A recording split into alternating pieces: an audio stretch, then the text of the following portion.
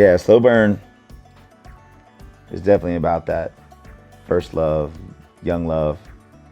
Kind of a sister song to Us Against the World. Similar vibe, but going back to remembering what it was like to be in love for the first time. There's very specific places and things that are tied to being in love for the first time that you remember what it is, and that's Slow Burn kind of captures those things. A place that if you wander off there, you can remember very specific details of, you know, things that help shape you and first times. Out in the Middle is just a good old song. I love living in the country, and I love doing country things. And people that live in a city kind of make fun of country people until they come start doing things that people do out in the country, out in the middle of nowhere. And then they really want to do those things, or they really get into it. Out in the Middle is just talking about all those people and the things that you see out there. And there's a reason that you stay out there. But I'm real happy with the way that one turned out. That's just another, that's kind of the companion to G.A. Clay in a way. That's just southern rock storytelling about being country and being proud of what it is. Being proud of, you know, living a simple life and working hard. Wow, Palomino. What it turned into was just this really classic country song. What it started as was I'll never hang up these boots, and a guy just talking about like I'll never stop working, you know, I'm just gonna be what I am, you know, this is what I am. There were parts of it that were so good that I just felt like it that wasn't saying enough about it. And then it turned out to where he was kind of singing it to a girl. And then literally it was kind of divine, because all the things that we'd already written, it had worked perfectly to become a love song rather than just a fabric of who I am. It's just the man that I am. And now he's saying, I'm just this man, and I'm waiting on you to come back. And it wasn't Wild Palomino at first, it was Old El Camino. And then that got shifted and changed, and it turned out to be her spirit. You know, he has to let her go, and, you know, it's like Jenny from Forrest Gump. You know, you gotta let her go. You stay in love with her and stay consistent, and gotta let her go out and run. You can't stop someone's spirit from being restless and finding what it needs to find. But it ended up turning out to be like my favorite love song off this record. Man, Us Against the World reminds me exactly of being in high school and like the first time that you fall in love with somebody. Because the first time you fall in love with somebody, when you break up, it's like you feel like you're gonna die. You don't have any precedent, you don't have anything that feels as intense as that ever. So I remember when I first got my driver's license, being able to drive, and it was an old black S10 pickup with red interior. Everything was red, seats, doors. Same truck that I used to ride to my dad, you know, ride to hunting camp with my dad, and black lab sleeping in the back, and, you know, had the little mini seats that fold down on the sides behind the seats. I might as well have had a brand new crazy truck back then. The first car that I ever had was a really big deal, and the first love you had is a really big deal. Nothing else really matters. That's what that song's about. Same Boat's really about the human condition, and about, you know, we all kind of go through the same things all together. And it was another chance in that song to be able to remind people to be positive and to be good to each other. Maybe just reminding people that when they see somebody acting some way, to just put some thought into it, and, you know, be a little bit empathetic, because you don't know what it's like to be that person, to be walking around in their shoes. And just the fact that it's okay if two people disagree about something, you know. We're all human beings, and we go through the same things, and just, you know, be good to each other, spread some love around. That's the thought that's behind it. Stubborn Pride's kind of my baby of all the songs on this album. I love the poetry of the verses in this one. The second verse too, you know, sometimes it takes people a long time to get everything right, you know, and it's not too late to get things right, you know. And I tell people that they keep having hard times and keep doing stuff, and a lot of times it's because of decisions that they make that are bad, you know, or whatever. But, you know, it's never too late to get it right. And That's another love song, but I love the way that it's stated. I wrote that one with Marcus King and Ben, and he'd started that first verse. He's like, don't keep my boots by the door, because I don't have to go anywhere that fast. And people ask what I settled down for, and I finally found something I want to make last. Like when something comes along and it rings your bell and it makes you want to just change who you are so you can have it. And I love the line, it's a hard road sleeping on white lines. I mean, that could be for a musician that's living on the road touring, or it can be for a drug addict. You're trying to catch up with people, but you're 12 steps behind. Like the booze or whatever it is has just been an obstacle. Whatever the obstacles are in the way for people. And then your stubborn pride, it's hard to admit that you're fucked up a little bit. And it's hard to admit that you need a change, but then it's usually a person.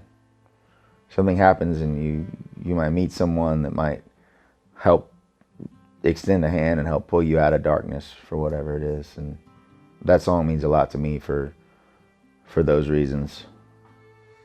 And it's a different way of saying, a love song now is just he doesn't chase getting high anymore. He can only, you're the most unlikely angel that saved me from myself. And heaven knows I need you, baby. I can't get high on nothing else. Like, she's become his addiction now and replaced all the bad things. So that one means a lot to me. That's a heavy song. Fun Having Fun is just talking about all the dumb shit that you do when you're a kid. No matter what that is. And thought it'd be funny to be like, to have your dad or somebody really mad at you going, what do you have to say for what you've done? And the kid's like, Dad, it's fun having fun. Like, that's already in the past. Sorry I wrecked your truck. Big deal. It's like, just from the perspective of now being a parent. Also, that's just fun. It's a fun song.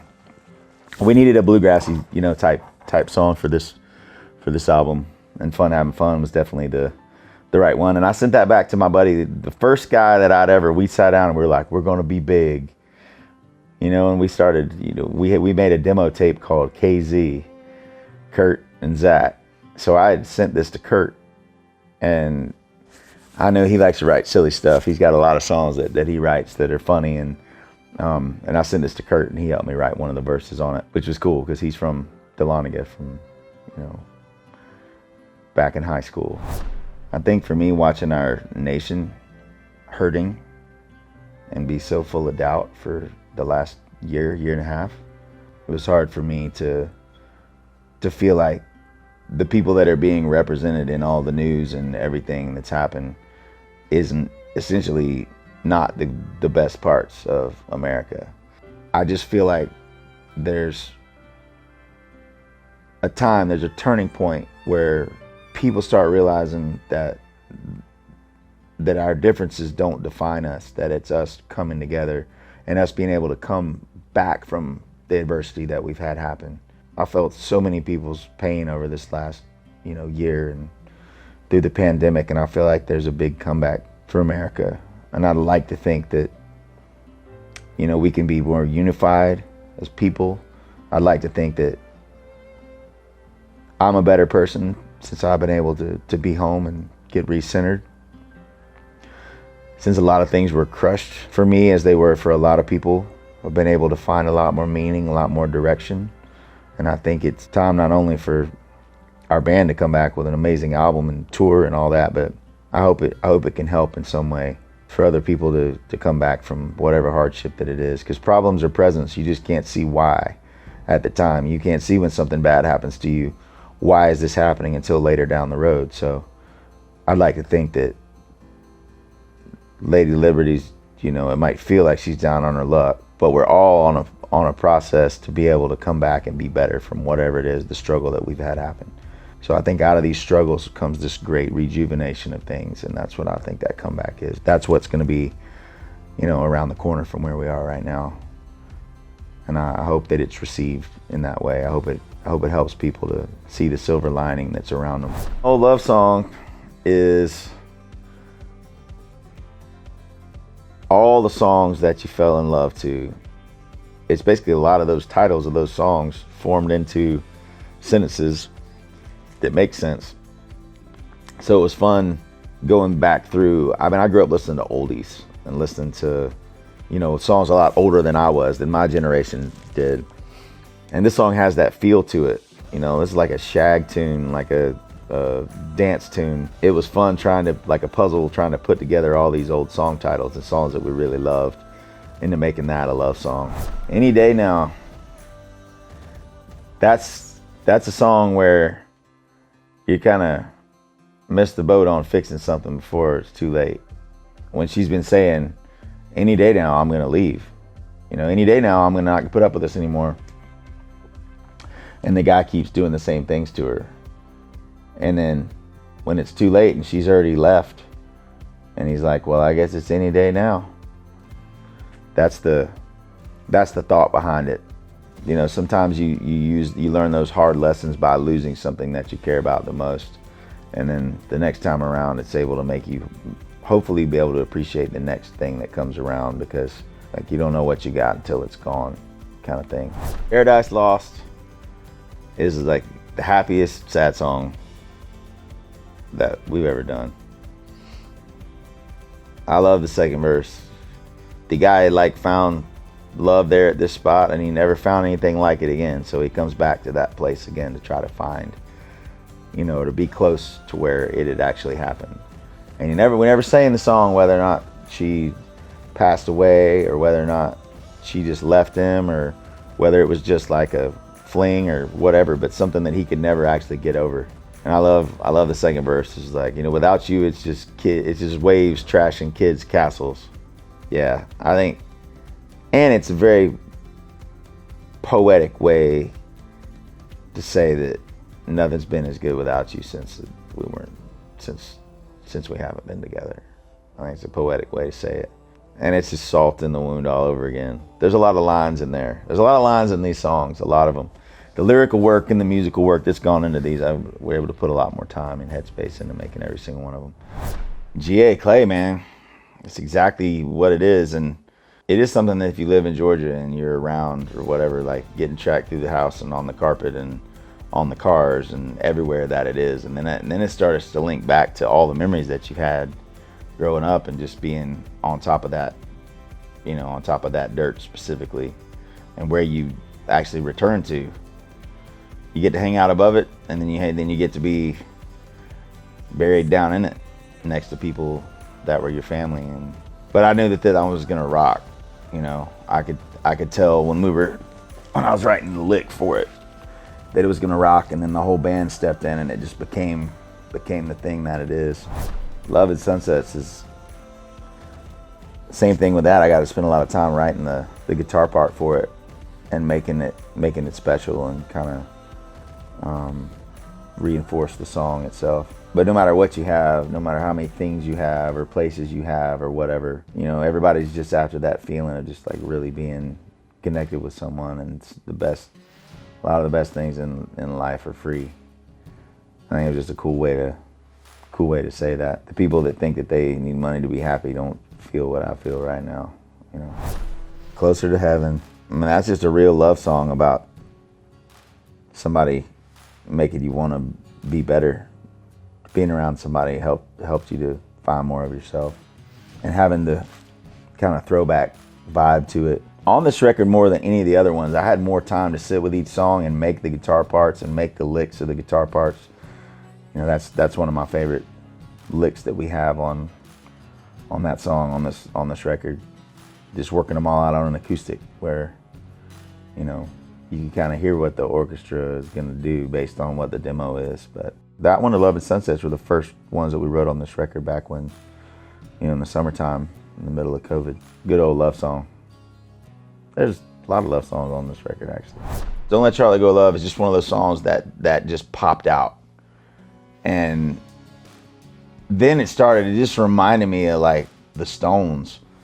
And then we thought we'd just say some things in general that help remind people of, you know, to not get caught up in maybe all the technology and the social media and everything. Just to go outside and do some things, go connect with people, connect with their eyes, look them in the eyes, shake their hand. Because we communicate more now than ever, but we're more disconnected from each other, I think, than ever. that's what it kind of turned into, just a reminder of that. But the feel of it and everything, that one, you know, we probably did the least amount of work creating parts and stuff like that, and just kind of let everybody have fun, because it's kind of a party tune. And it's great to remember that we're not all such a big deal, you know. You need to go places that make you feel small and remind you that you're not such a big deal.